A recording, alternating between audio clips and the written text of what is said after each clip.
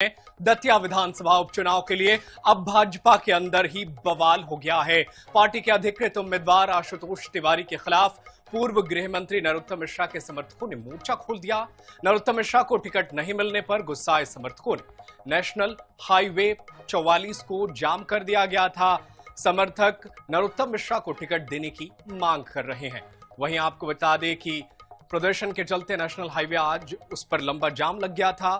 वहीं कल उम्मीदवार घोषित होने के बाद नाराज नरोत्तम समर्थकों ने दतिया भाजपा दफ्तर में ताला लगा दिया था। हालात को देखते हुए दतिया में धारा 163 लागू कर दी गई, जहां जुलूस सभा पर बैन है। साथ ही एक ही जगह पर 5 से ज्यादा व्यक्ति इकट्ठा नहीं हो सकते। उधर नरोत्तम मिश्रा ने अपने समर्थकों से शांति बनाए रखने की अपील की और कहा कि अपनी बात पार्टी फोरम पर रखूंगा। वहीं आपको बता दें कि सीएम हाउस में आज एक अहम बैठक हो रही थी। बैठक खत्म हो गई है।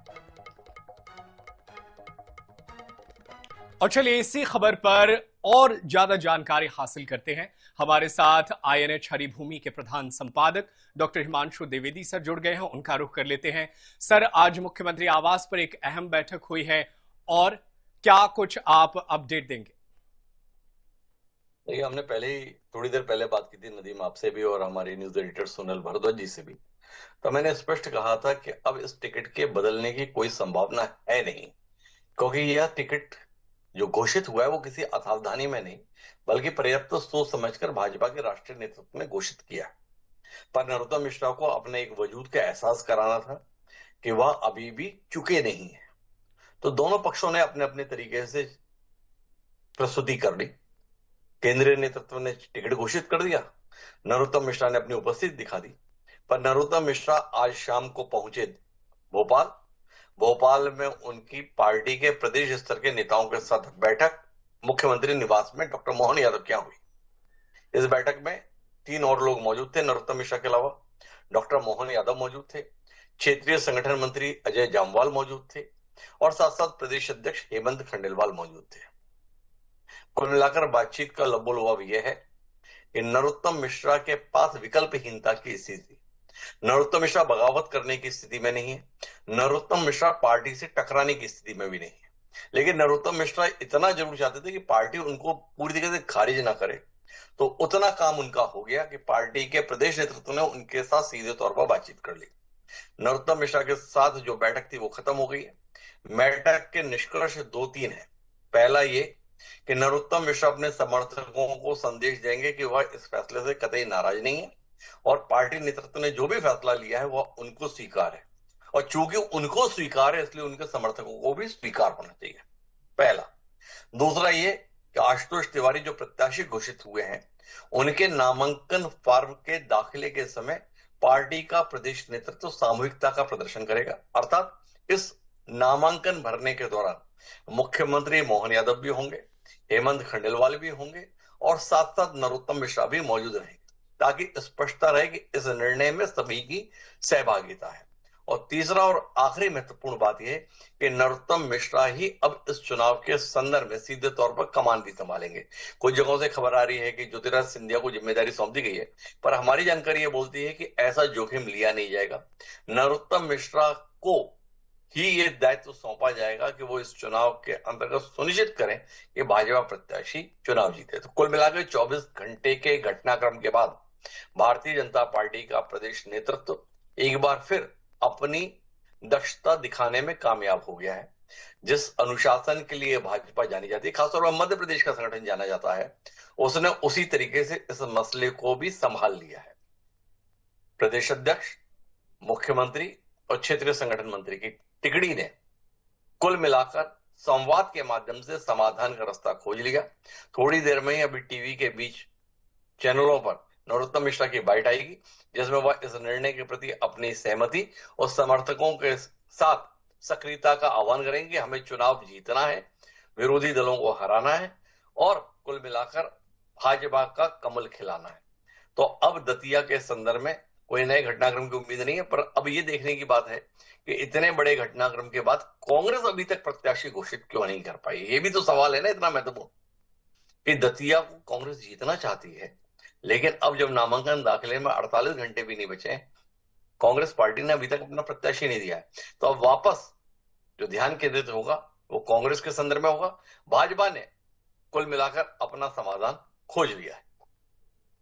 बिल्कुल, पार्टी ने समाधान खोज लिया है और भोपाल में ही ये समाधान ढूंढ लिया गया, ये बड़ी बात है। लेकिन सर, क्या ये माना जाए कि आज जो भोपाल में बैठक हुई, जिसके बाद बड़ी जिम्मेदारी नरोत्तम मिश्रा को दी गई, अगर वो दतिया में जाते हैं, आशुतोष तिवारी के लिए प्रचार करते हैं, वो जीत जाते हैं, तो माना जाएगा कि ये जख्म जो आज या कल में आया वो खत्म हो जाएगा?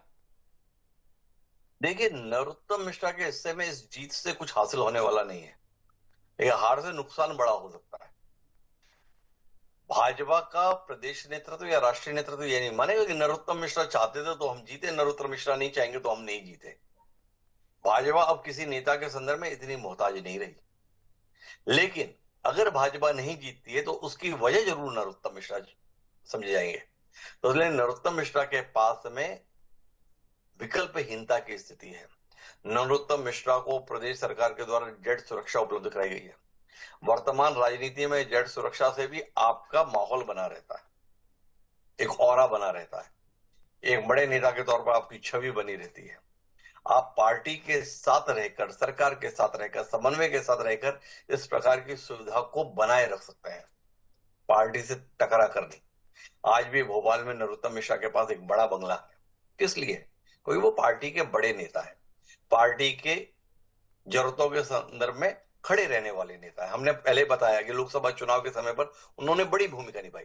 तो पार्टी को जब आप सेवाएं देते हैं तो पार्टी भी आपको सहूलियत दे देती है। टिकट नहीं दिया अलग बात है, पर बाकी सम्मान, स्थान तो मिलता ही था ना। पर अगर आप पार्टी के खिलाफ ही खड़े दिखेंगे, पार्टी को नुकसान पहुंचाने की कोशिश करके दिखेंगे, पार्टी की जड़ों में पानी की जगह मटर डालते हुए दिखेंगे, तो उसकी कीमत चुकानी पड़ती है। तो नरोत्तम मिश्रा जी ने एक बड़े संतुलित तरीके से टिकट घोषणा के बाद के घटनाक्रम को रखा। क्षेत्र में उन्होंने अपना प्रभाव दिखाया, कार्यकर्ताओं पर अपनी पकड़ दिखाई, पर वो वहां पर उन व्यवस्थाओं का संचालन नहीं कर रहे थे। वह समय निकालकर सीधे भोपाल पहुंच गए, वहां पर बैठक भी कर ली, पार्टी के अनुशासन के साथ जुड़े होने की अपनी बात भी बैठक से पहले ही कह दी, बैठक के बाद नहीं। जब वो भोपाल में उतरे स्टेशन पर तो उन्होंने पार्टी के प्रति अपना पूरा समर्पण और कार्यकर्ता के स्तर पर जो अपनी निष्ठा है उसी को जाहिर किया। एक और महत्वपूर्ण बात जो हमें अपने दर्शकों के बीच साझा करनी है कि बड़ी संख्या में इस्तीफे कल से आए थे। जिलाध्यक्ष समेत पार्षदों के भी थे, प्रदेश पदाधिकारियों के भी थे, जिला पदाधिकारियों के भी थे, जिला पंचायत के भी थे। वो सारे इस्तीफे तुरंत प्रभाव से निरस्त करार दिए जाएंगे। कोई भी इस्तीफा किसी भी स्तर पर स्वीकार नहीं होगा। यह फैसला भी इस बैठक में ले लिया गया है। तो जिलाध्यक्ष भी यथावत रहेंगे, पार्षद भी यथावत रहेंगे, बाकी भी जितने पदाधिकारी सरकार या संगठन में हैं उनके दायित्वों में कोई परिवर्तन इन इस्तीफों के चलते नहीं होगा। परिणाम के बाद क्या होगा वो बात की बात है, पर अभी ये इस्तीफे तुरंत प्रभाव से अमान्य किए जाते हैं, ये फैसला भी बैठक में हुआ है। नदीप, बिल्कुल, ये बड़ी बात आप कह रहे हैं। लेकिन सर, इसके साथ एक सवाल और बनता है कि नरोत्तम मिश्रा की जो छवि थी एक बड़े हिंदुवादी नेता के तौर पर, बेहतरीन चेहरे के तौर पर, 2023 से पहले उनकी बड़ी जिम्मेदारी थी। लेकिन क्या इस घटना के बाद या इस चुनाव के नतीजे के बाद उनकी गिनती अब उन नेताओं की फहरिस्त में होने लगेगी जो भाजपा में रहते हुए जरूरत पड़ने पर अपनी ख्वाहिश के लिए उन्होंने कई बार बीजेपी को असहज महसूस कराया? देखिए, एक टिकट मिलने ना मिलने से व्यक्ति के राजनीतिक जीवन का फैसला नहीं हो सकता। अगर वह बगावती तेवर अपना लेते, स्वयं मैदान में उतर जाते, निर्दलीय मैदान में उतर जाते, तो इस संदर्भ में बात अलग थी। वो तो पार्टी के साथ खड़े हैं ना, पार्टी ने टिकट नहीं दिया तो और क्षेत्र में कोई प्रतिक्रिया भी नहीं आई तो इसका मतलब तो नेता खत्म हो गया। इतनी आसानी से नरोत्तम मिश्रा का टिकट कटा और जनता को और कार्यकर्ताओं को स्वीकार हो गया, तो फिर वो नेता किस बात का?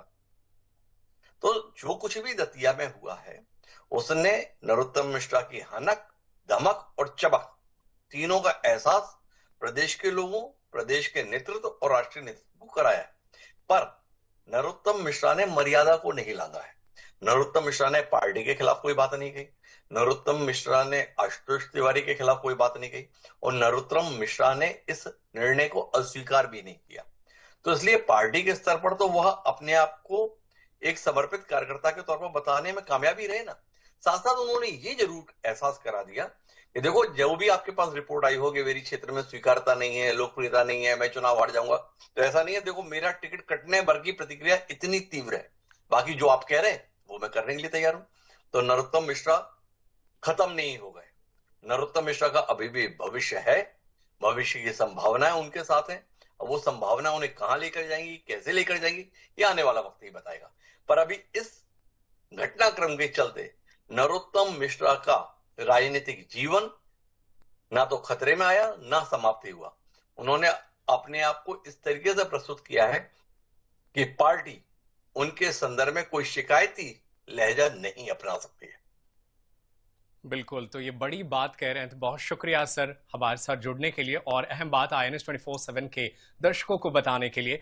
तो INH हरिभूमि के प्रधान संपादक डॉक्टर हिमांशु द्विवेदी दतिया विधानसभा उपचुनाव को लेकर ये बड़ी अपडेट, बड़ी जानकारी दे रहे थे। उन्होंने बताया कि किस तरीके से राजधानी भोपाल जब पहुंचे दतिया के पूर्व विधायक नरोत्तम मिश्रा, तो यहीं पर इस पूरे घटनाक्रम का पटाक्षेप हुआ और अब पूरी तरीके से यह साफ हो गया है कि अब मिलजुल कर पार्टी के तमाम नेता दतिया उपचुनाव में चुनाव लड़ेंगे और पार्टी को जिताने का काम करेंगे।